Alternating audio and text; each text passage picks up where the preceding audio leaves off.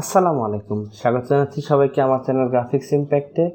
আজকে আমি আপনাদেরকে দেখাবো কীভাবে আপনারা এরকম একটি 3D ফ্লুইড ডিজাইন তৈরি করতে পারেন অ্যাডোবি ইলাস্ট্রেটরের মাধ্যমে খুব সহজে। তো চলুন শুরু করা যাক আমাদের আজকের ভিডিও।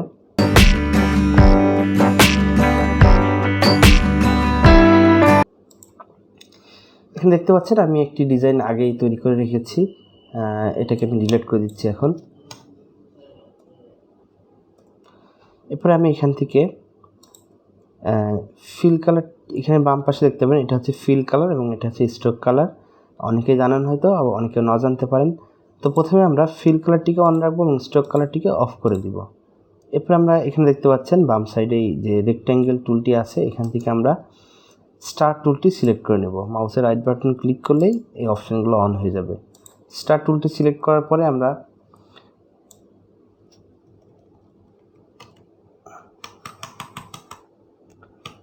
বাই ডিফল্ট স্টার টুলটি এরকমভাবে আসতে পারে।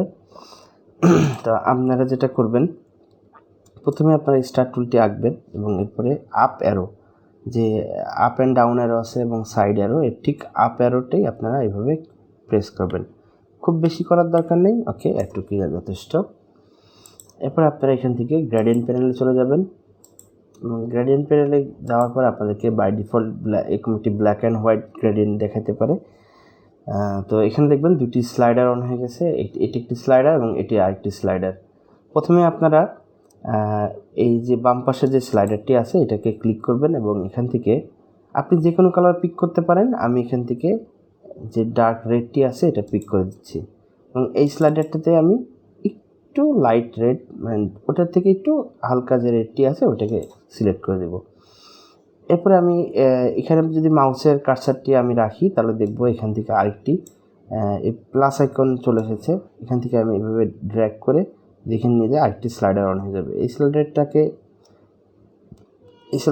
এই স্লাইডারটাকে আমরা 50% রেখে দেবো এবং এখান থেকে আমরা এই কালারটি পিক করে নেব।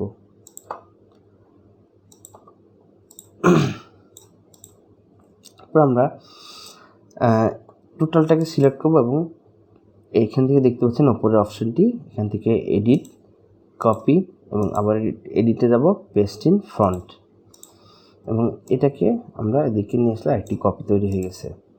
তো আমরা এখন এই যে আমাদের যেটাকে আমরা কপি করেছি এটাকে একটু ছোট করে দেব, সামান্য একটু ছোট করে দেব, ওকে। এরপর আমরা দুটাকে সিলেক্ট করব এবং আবারও এই ওপরে দেখতে পাচ্ছেন কয়েকটি অপশন দেখতে পাবেন, file, edit, object, type, select.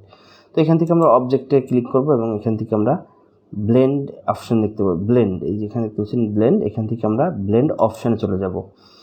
এরপরে আপনি যদি আপনার প্রথমবার অন করলে, ইলাস্ট্রেটর প্রথমবার অন করলে এখানে স্মুথ কালার দেখাবে, আমরা এটাকে স্টেপস করে দিব এবং এখান থেকে আপনাকে প্রথম যখন আপনি ইলাস্ট্রেটর অন করবেন তখন 8 দেখাইতে পারে, আমরা এটাকে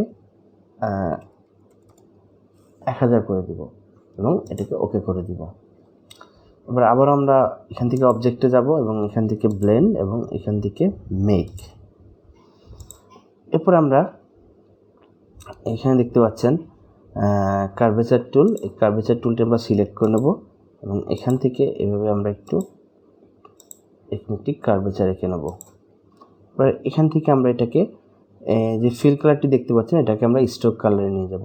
এর জন্য দুটি অপশান আপনি পাবেন, যে এখানে যে সোয়াপ ফিল এই যে অপশানটি লেখা উঠতেছে দেখুন, অ্যান্ড স্ট্রোক।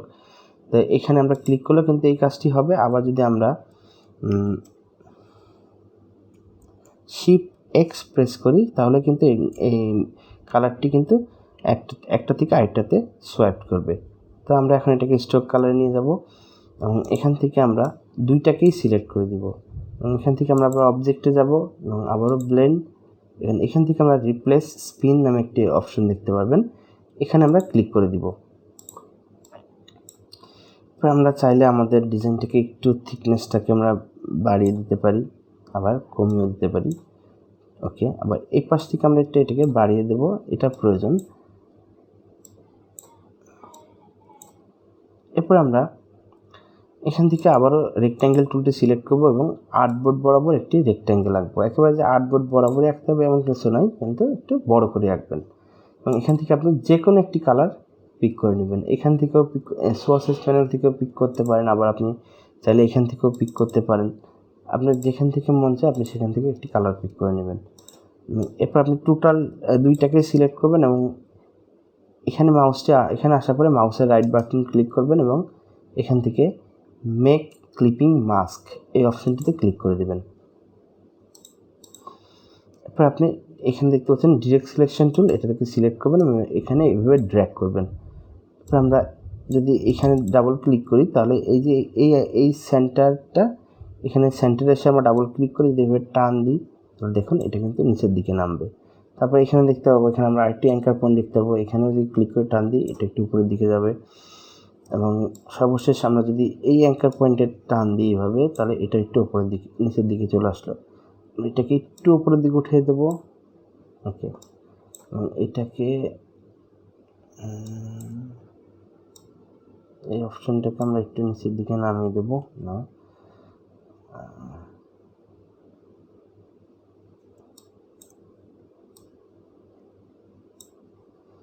ওকে, এখন আমাদের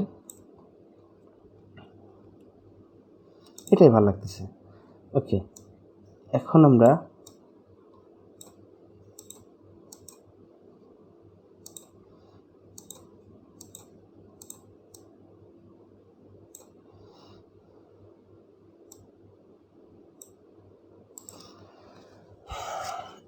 এই দুই পাশটাকে একটু আর্টবোর্ডের সাথে আমরা অ্যাডজাস্ট করে নেব।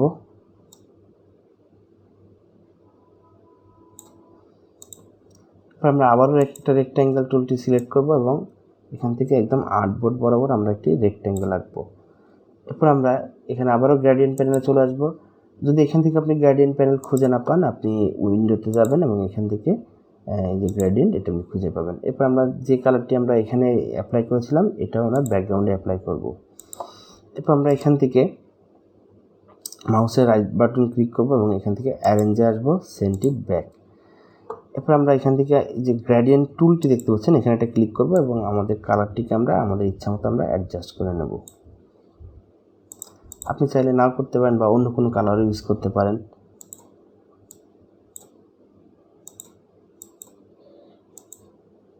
ব্যাকগ্রাউন্ড কালার হিসেবে আপনি চাইলে অন্য কোনো কালারও আপনি ইউজ করতে পারেন।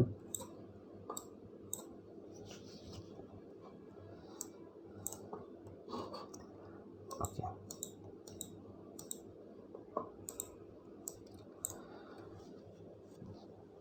তো এই ছিল আমার আজকের ডিজাইন। যদি ভিডিওটি ভালো লেগে থাকে অবশ্যই আমার চ্যানেলটিকে সাবস্ক্রাইব করে দিবেন। আপনাদের একটা সাবস্ক্রাইব আমার মনোবল অনেক বৃদ্ধি করবে। সর্বোপরি আপনারা সবাই ভালো থাকবেন, আমার জন্য দোয়া করবেন। সবাইকে আবারও অনেক অনেক ভালোবাসা জানিয়ে আমার ভিডিও শেষ করছি। সবাই আল্লাহ হাফেজ।